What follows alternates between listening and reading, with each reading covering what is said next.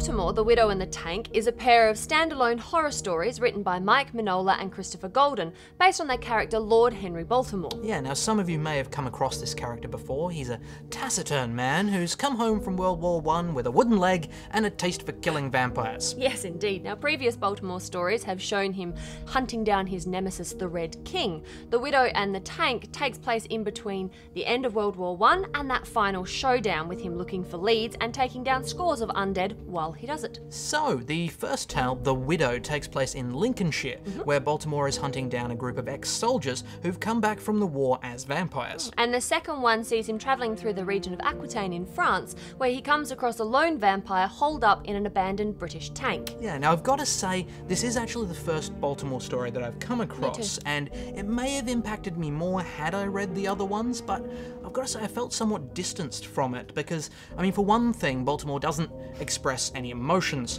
throughout this comic, and also you get really no sense of his personality whatsoever.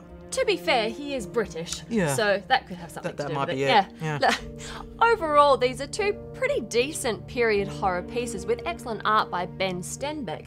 The drawback for me was that these stories are a little standard. The Tank has a bit of a twist in it, but there was nothing in there that shocked me or gave me a thrill or even surprised me. Okay, well, I think it's possible we may have been spoiled a little bit by Snyder's American Vampire series. A little. Maybe the comparison's unfair, but it did jump right out at me Yeah. in terms of period horror. That's the first thing I thought of. But I do know what you're saying. There is a feeling of having come across these stories before, which is not to say that they're badly told. No, not at all. The dialogue in this rings really true, and the artwork has that really nice, grim post-war feel to it that really adds to the atmosphere.